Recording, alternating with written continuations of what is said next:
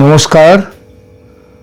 খবরের অন্তরালের খবর নিয়ে ক্যালকাটা ডায়ালগস থেকে মনোজ দাস বলছি। শরীফ ওসমান হাদির হত্যার ঘটনা নিয়ে তুলকালাম চলছে বাংলাদেশে। এমন নয় যে হাদি বড় মাপের কোনো রাজনৈতিক নেতা। যতদূর জেনেছি তিনি এখনো মরেননি, তবে অবস্থা খুবই খারাপ। কেউ বলছে তিনি বেঁচে আছেন, কারো মতে মরে গেছেন। অনেকটা বেগম খালেদা জিয়ার পরিস্থিতি। জানি না হাদি এবং খালেদা জিয়ার দুইজনের দুই রাজনৈতিক দল 16ই ডিসেম্বরের জন্য অপেক্ষা করছে কি না। যদি 16ই ডিসেম্বর খালেদা জিয়ার ব্যাপারে খারাপ কোনো খবর আসে, তাতে বিএনপি দলের লাভ কমিয়ে দেবে হাদির খারাপ খবরটা। কারণ অনেকেই বলছে যে হাদির মৃত্যুর পেছনে আছে বিএনপির হাত। আবার এর সাথে আরো বলছে ভারতের হাত, আওয়ামী লীগের হাত এবং আরো অনেকের হাত। আমাদের আজকের এখনকার আলোচনা হাদিকে নিয়ে। কে তাকে হত্যা করেছে, কেন হত্যা করেছে, বাংলাদেশের নির্বাচনে এই হত্যার কি প্রভাব ও আগামী দিনে বাংলাদেশ কোন পথে চলেছে, এই বিষয়টিকে কেন্দ্র করে সেটা এখানে খুঁজব। একেবারে গোয়েন্দা গল্পের প্লট। আমরা চেষ্টা করব খুনিকে খুঁজতে। বিশ্বের গোয়েন্দা কাহিনীর নমস্য দুটি নাম স্যার আর্থার কোনান ডয়েল ও আগাথা ক্রিস্টি। দুজনের তদন্তের ধরন একেবারে আলাদা। শার্লক হোমসের পদ্ধতির মূল ভিত্তি হল প্রখর পর্যবেক্ষণ এবং নিখুঁত যুক্তি নির্ভর অনুমান। তিনি অপরাধের জায়গায় ছুটে যান, ক্ষুদ্রতম বিস্তারিত বিষয়গুলো লক্ষ্য করেন। জুতোয় কোথায় মাটির দাগ আছে, ঘরে পড়ে থাকা একটা সুতো বা রক্তের ছিটে, সিগারেটের একটা টুকরো, আঙুলের ছাপ, এইসব ছোটখাটো সূত্র থেকে তিনি খুনিকে পাকড়াও করেন। এগুলো হচ্ছে ব্যক্তিগত খুনের তদন্তে এই ধরনের তদন্তের প্রক্রিয়া খুব কাজ দেয়। গোয়েন্দা কাহিনীর রানী হচ্ছেন আগাথা ক্রিস্টি। আগাথা ক্রিস্টির গোয়েন্দা আরকুল পোয়ারো, তিনি আবার উল্টো পথে হাঁটেন। তিনি তদন্ত করেন একেবারে আলাদাভাবে। তিনি অপরাধের জায়গায় গিয়ে বিস্তারিত তদন্ত করার ধারেও যান না। তিনি অনেক দূরে বসে সম্ভাব্য খুনিদের মনস্তত্ত্ব, সাইকোলজি, সেগুলো বিশ্লেষণ করেন।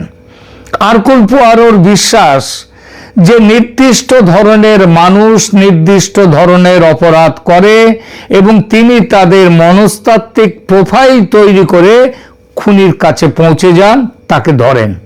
তিনি শুরুতেই দেখেন এই যে খুনটা হলো একটা খুন, এই খুনে কার লাভ সবচেয়ে বেশি, অর্থাৎ এই মৃত্যুতে কে সব থেকে বেশি লাভবান। ইংরেজিতে যাকে বলে কুই বোনো, মানে কার সবচেয়ে বেশি লাভ। শার্লক হোমসের লাইন এই খুনের কিনারায় কাজ দেবে না যেভাবে হাদিকে হত্যা করা হয়েছে। কারণ ঘটনাস্থলে গিয়ে কোনো বিশ্লেষণ করার সুযোগ এখানে নেই।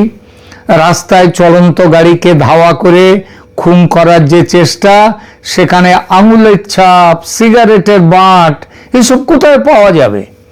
এখানে তদন্ত চলবে আগাথা ক্রিস্টির যে গোয়েন্দা আরকুল পোয়ারো, তার তত্ত্ব অনুযায়ী। আগাথা ক্রিস্টি এবং তার গোয়েন্দা আরকুল পোয়ারো, এটা যদিও ওই উচ্চারণে এটা হয় হারকিউল, কিন্তু অ্যাকচুয়ালি উচ্চারণটা হচ্ছে আরকুল পোয়ারো। তিনি যদি আজ বেঁচে থাকতেন এবং হাদি খুনের তদন্তের ভার যদি তার উপরে আসতো, তাহলে খুনি হিসেবে কাকে ধরতেন তিনি? দুর্ভাগ্য, আগাথা ক্রিস্টি আজ বেঁচে নেই, আর তার গোয়েন্দা আরকুল পোয়ারোকেও তাই পাওয়া যাবে না। কিন্তু তারা না থাকলেও তাদের চিন্তাধারা বা থট প্রসেস, সেটা তো আছে পৃথিবীতে এবং ভালোভাবেই আছে। সেই থট প্রসেস অনুসরণ করে একেবারে বিজ্ঞানসম্মত পদ্ধতিতে আমি এই খুনের পিছনে কার বা কাদের হাত আছে সেটা খুঁজে বের করেছি। আষাঢ়ে গল্প ভাববেন না, এবং আষাঢ়ে গল্প না ভেবে শেষ পর্যন্ত সঙ্গে থাকুন, শুনুন আমার বিশ্লেষণ। বিরোধ থাকলে স্পষ্ট জানান, ভদ্র ভাষায় ভালোভাবে, এবং যদি আমাকে পছন্দ করেন, আমার এই ধারণা আমি যে জায়গায় পৌঁছচ্ছি, তাহলে সেটাও লিখে জানান। এই প্রসঙ্গে একটা কথা বলি, আমি কিন্তু আগাথা ক্রিস্টির অসম্ভব রকমের ভক্ত সেই ছেলেবেলা থেকে। আর এই কদিন হাসপাতালের শয্যায় শুয়ে এই হত্যাকাণ্ডের পেছনে কে বা কারা থাকতে পারে সেটা নিয়ে অনেক ভাবনা চিন্তা করে তবে আজকের এই সিদ্ধান্তে পৌঁছেছি, যেটা আপনাদেরকে বলবো। শরীর থেকে গল ব্লাডারটি সফলভাবে বিসর্জন দিয়ে আপনাদের শুভেচ্ছায় হাসপাতাল থেকে বাড়ি ফিরে প্রথমেই আপনাদের কাছে নিয়ে এলাম হাদি কাণ্ডে আমার বিশ্লেষণ। এই কাজ করতে গেলে হাদির পরিচয় নিয়ে দু কথা বলতে হয়। প্রথমে বাংলাদেশের সমসাময়িক রাজনৈতিক প্রেক্ষাপটে ইনকিলাব মঞ্চ এবং এর অন্যতম নেতা মুখপাত্র শরীফ ওসমান হাদি অত্যন্ত আলোচিত এবং বিতর্কিত একটি নাম। তার রাজনীতি দাঁড়িয়ে আছে দুইটি বিষয়ের ওপর, তীব্র ভারত বিরোধিতা ও ভীষণ রকমের আওয়ামী লীগ বিরোধিতা। মুখে অশ্লীল কথার ফুলঝুরি ও বাংলাদেশকে পাকিস্তানের উপনিবেশে পরিণত করার যে রাজনীতি বর্তমানে বাংলাদেশে চলছে, ওসমান হাদি সেই রাজনীতির বড়সড় সমর্থকও বলতে পারেন, নেতাও বলতে পারেন। সুতরাং তার সম্ভাব্য ঘাতকদের তালিকায় প্রথম দুটি নাম আসে ভারত ও আওয়ামী লীগের। এরপরে যে নামগুলো ঘুরছে তারা হলো বিএনপি, জামায়াত এবং আরো কেউ কেউ। এই পরিস্থিতিতে আজ যদি আগাথা ক্রিস্টি বেঁচে থাকতেন ও তার গোয়েন্দা পোয়ারোকে ওসমান হাদির খুনিকে ধরার কাজে নিয়োগ করতেন, তবে খুনি হিসেবে কে বা কারা ধরা পড়ত?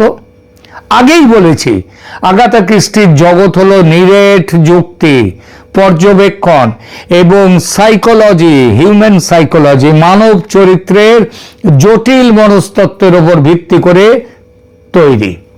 হারকিউল পোয়ারো বা আরকুল পোয়ারো যেটাই বলেন, রাজনৈতিক জটিলতার চেয়ে ব্যক্তিগত মোটিভ এবং লিটিল গ্রে সেলস, আমাদের মাথার ঘিলু, এই ঘিলু ব্যবহার করে অপরাধীর মনস্তত্ত্ব ধরতে এবং অপরাধীকে ধরতে বেশি আগ্রহী। যদি পোয়ারোকে বাংলাদেশের বর্তমান প্রেক্ষাপটে ওসমান হাদির খুনিকে ধরার জন্য নিয়োগ করা হয়, তবে তিনি দলীয় রাজনীতি বা ওই আওয়ামী লীগ ইত্যাদি বা ভূ রাজনৈতিক তত্ত্বের পরিবর্তে তিনি মোটিভ খুঁজতে যাওয়ার চেষ্টা করতেন প্রথমেই। এখানে মূল মোটিভটা কি হতে পারে তদন্তের? পোয়ারো সবসময় একটি প্রশ্ন দিয়ে শুরু করেন তার তদন্ত। প্রশ্নটা হচ্ছে the motive, madam or monsieur, the motive, that is the ultimate thing. Bangladesh সরকার সম্ভাব্য খুনি হিসেবে ভারতীয় আততায়ীর ভূমিকা উল্লেখ করে ঢাকার ভারতীয় হাই কমিশনারকে তলব করেছেন, অনেক কিছু বলেছেন। ইতিমধ্যে খবর পেয়েছে সেখানে আওয়ামী লীগের যোগসাজশের প্রসঙ্গও এসেছে। সে ব্যাপারে বিশদ আলোচনায় যাব না, কারণ আমার বিশ্বাস বাংলাদেশ সরকার ও তার তল্পিবাহক প্রচার যন্ত্র যেটাই তাদের সুবিধা সেটাই করছে ও করবে, সেটা ভারত বিরোধিতা। আমরা বরং পোয়ারো সাহেবের কাছে যাই। পোয়ারো খুনি হিসেবে যাদের সন্দেহ করতেন তাদের তালিকা ও কারণ বিশ্লেষণ করছে। সম্ভাব্য খুনি কে হতে পারে? এক, ব্যক্তিগত স্তরের উচ্চাকাঙ্ক্ষী যারা, তার বলা যায় কি the man or woman next ডোর, অর্থাৎ ওনার কাছের লোকরা যারা লোভ বা ঈর্ষা তার বশে এই খুনটা করতে পারেন। পোয়ারো প্রথমেই দেখবেন ওসমান হাদির সবচেয়ে কাছের লোক কারা।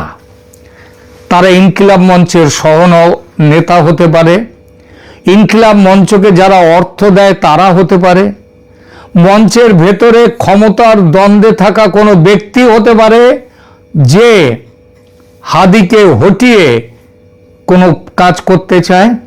কেউ হয়তো দেখছিল হাদির জনপ্রিয়তা তার নিজস্ব উচ্চাকাঙ্ক্ষার পথে বাধা। পোয়ারো দেখতেন হত্যাকাণ্ডের পরপরই কে হাদির জন্য সব থেকে বেশি চেঁচাচ্ছে, হাদির মৃত্যুতে কে সব থেকে বেশি হাহাকার করছে, এবং সেই সাথে সাথে ওই হাহাকারের মধ্যে দিয়ে আবার হাদির শূন্য পদে বসার চেষ্টা করছে,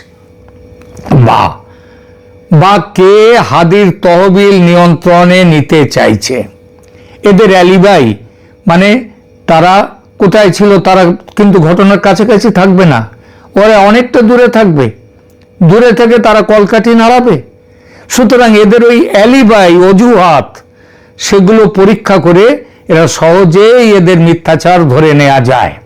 দ্বিতীয় মোটিভ কাদের থাকতে পারে, যে যাদের ভয় অথবা চরম সুরক্ষা, ফিয়ার অর এক্সট্রিম প্রোটেকশন, এমন কেউ যিনি মনে করতেন ওসমান হাদি তার ব্যক্তিগত জীবনের কোনো গোপনীয়তা ফাঁস করে দিতে পারে। বাংলাদেশে এখন তো চুরি, জোচ্চুরি, ঘুষ, খুন এসবের তো কোনো শেষ নেই। সুতরাং এই গোপনীয় কিছু খবর হাদির কাছে থাকতেই পারে এবং থাকা স্বাভাবিক, এবং তার ফলে হাদি সেটা ফাঁস করে দিলে তার রাজনৈতিক জীবন শেষ হয়ে যাবে। সুতরাং তারা এই ভয় থেকে তারা হাদিকে খুন করবার পরিকল্পনা করতে পারে। এই খুনি হবে সবচেয়ে ঠান্ডা মাথার খুনি। পোয়ারো সাহেব, আগাথা ক্রিস্টির গোয়েন্দা, তিনি প্রথমে এতক্ষণে দেখে ফেলতেন খুনের দিন কে এমনভাবে দূরে ছিল যাতে সন্দেহ করা না যায়, কিন্তু যার অ্যাক্সেস হাদির কাছে যাওয়ার সুযোগ ছিল। পোয়ারোর যে হিউম্যান সাইকোলজি, এই আপাত নির্দোষ মানে যে বন্ধু হাদির সব থেকে নিজেকে নির্দোষ বলছে, ভাব দেখাচ্ছে, সেই হয়তো আসল খুনি। 3 নম্বর আরেকটা মোটিভ কি হতে পারে, সেটা হচ্ছে আদর্শগত বিশুদ্ধতার প্রশ্ন। কোনো রাজনৈতিক দল নয়, বরং ওই দলের কোনো সদস্য যিনি মনে করেন হাদি তার আদর্শের সাথে আপোষ করছে বা খুব কঠোর হচ্ছে অথবা যথেষ্ট কঠোর নয়, প্রতিপক্ষের সাথে তার ব্যবহার আরও তার মনের মতো হচ্ছে না, তিনি এই হত্যাকাণ্ড তিনিও করতে পারেন। এই খুনি আবেগপ্রবণ হবে এবং এরা ভুল করতে বাধ্য। হয়তো সে তার দলের কোনো প্রতীক বা স্লোগান অজান্তে ফেলে যাবে। পোয়ারো ওই ফলস ফ্ল্যাগ বলে একটা জিনিস আছে, মানে হচ্ছে কি জানেন তো, মানে ফলস ফ্ল্যাগ মানে সামনে একটা জিনিসকে দেখানো, সেটা কিন্তু আসল ঘটনা নয়, আসলকে চাপা দেওয়ার জন্যে একটা মিথ্যেকে সামনে রেখে দেয়া। পোয়ারো আগে খুঁজতেন ওই পাবলিক যেটা বলছে না, এ খুন করতে পারে, ও খুন করতে পারে, সে খুন করতে পারে, পোয়ারো সেদিকে যাবেন না, তিনি যাবেন সম্পূর্ণ উল্টো দিকে। আর এইবার আসি, তাহলে বোঝাই গেল যে কারা কারা খুনের মধ্যে থাকতে পারে। এরপরে আসি, কেন পোয়ারো বড় দলগুলোকে, ওই যেমন বলা হচ্ছে জামাতের কথা, আওয়ামী লীগের কথা, বিএনপির কথা, এগুলোকে আমলই দিতেন না পোয়ারো মানে আগাথা ক্রিস্টি। কারণটা হচ্ছে কি, ডিপ স্টেটের তত্ত্বকে গুরুত্ব তা দেওয়ার মতো নয় যতটা তিনি দেবেন ব্যক্তির মোটিভকে, উদ্দেশ্যকে। তিনি বিশ্বাস করতেন বড় অপরাধেও শেষ পর্যন্ত মানুষের ছোট ছোট দুর্বলতা থেকে আসে। অনেক খুন হয়ে যায় তার মানে কারণটা কিন্তু অনেক ছোট ছোট কারণের মধ্যে। যদি আওয়ামী লীগ, ভারত বা জামাত এই কাজটি করত, তবে তারা এটা করত নিখুঁতভাবে, কোনো প্রমাণ থাকতো না। বাংলাদেশে গত 1-2 মাসের মধ্যে অন্তত 30 জন বিদেশি গুপ্তচর খুন হয়েছে। কে খুন করেছে, কিভাবে খুন করেছে? তার মধ্যে আমেরিকার গুপ্তচর আছে, পাকিস্তানের গুপ্তচর আছে, তুরস্কের গুপ্তচর আছে। একটা গুপ্তচরের ব্যাপারে, খুনের ব্যাপারে একজনকেও ধরা যায়নি। কেন? কারণ সে খুনগুলো করেছে অনেক বড় মাথা, তারা এত নিখুঁতভাবে করেছে সেই সব হত্যাকাণ্ড যে 31 জন খুন হয়েছে, একজনকেও গ্রেপ্তার করা যায়নি। এসব হত্যাকাণ্ডে যদি একটু ভুল হতো বা মোটিভের ছাপ থাকতো, পোয়ারো কিন্তু ধরে ফেলতেন। কিন্তু কোনোখানে ব্যক্তিগত মোটিভ বা সামান্য ভুল নেই, তাহলে সেজন্যই তো কেউ ধরা পড়েনি ওই কাণ্ডগুলোতে। তাহলে হাদি কাণ্ডে পোয়ারোর চূড়ান্ত রায় কি হতে পারে? Who is the unexpected villain? এমন খলনায়ক যাকে কেউ আশাই করেনি যে খুন করতে পারে। পোয়ারোর বহু কাহিনীর অভিজ্ঞতা বলে যে খুনি তাকে কেউ সন্দেহ করে না। পোয়ারো প্রথমেই ঘোষণা করতেন কি, মসিয়ে, the crime was not political, it was personal, dressed up in the cloak of politics. The motive was not for the good of the revolution, but for the control of the funds or the love of the leadership position. কি এর অর্থ? অর্থটা হচ্ছে, মহাশয় বা মহাশয়া, অপরাধটি রাজনৈতিক নয়, এটা ব্যক্তিগত। রাজনীতির আড়ালে ঢাকা রয়েছে। এর উদ্দেশ্য এই দেশের মঙ্গল নয়, বিপ্লবের মঙ্গল নয়, বরং তহবিল নিয়ন্ত্রণ করা বা নেতৃত্ব পদের লোভে এই খুন করা হয়েছে। পোয়ারো তদন্তের শেষে খুনি হিসেবে ধরা পড়তো ওই ইনকিলাব মঞ্চের একেবারে কাছের কেউ। হতে পারে মঞ্চের কোষাধ্যক্ষ, যিনি অর্থ আত্মসাতের ভয়ে ছিলেন, অথবা হাদির সেকেন্ড ইন কমান্ড, যিনি হাদির ছায়ায় থাকতে থাকতে বিরক্ত হয়ে গিয়েছিলেন, ভেবেছিলেন একে খুন করে আমি জায়গাটা দখল করব। রাজনৈতিক জটিলতাকে ব্যবহার করে ব্যক্তিগত লোভ চরিতার্থ করাই এই মার্ডারের মূল মোটিভ। এই খুনি এমনও হতে পারে যে হাদির কাছের লোক হয়ে হাদিকে হত্যার সুপারি নিয়েছে বাংলাদেশের ভেতরের কোনো ব্যক্তির কাছ থেকে, ভারতের কাছ থেকেও নয়, আওয়ামী লীগের কাছ থেকেও নয়। বাংলাদেশের গোয়েন্দাদের যেটুকু সুনাম আগে ছিল, সেই সুনাম ইউনূসের আমলে মোটামুটি শেষ। সুতরাং এরা কেউ বলবে খুনি খুন করে পালিয়ে গেছে ভারতে, ভারত তাকে ফেরত পাঠাক এক্ষুনি, এইটা আবার বলেছে, এই দাবি করেছে ইউনূস সরকার।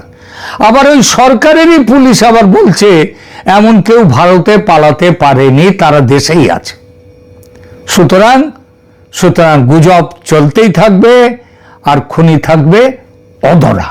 কারণ বাংলাদেশ সরকার চায় যে এই খুনি ধরা যাতে না পড়ে। কারণটা হচ্ছে, অনেক কারণ তাদের আছে, নির্বাচন পেছানো তাদের একটা বড় কারণ, এছাড়াও আরো কারণ। ধন্যবাদ।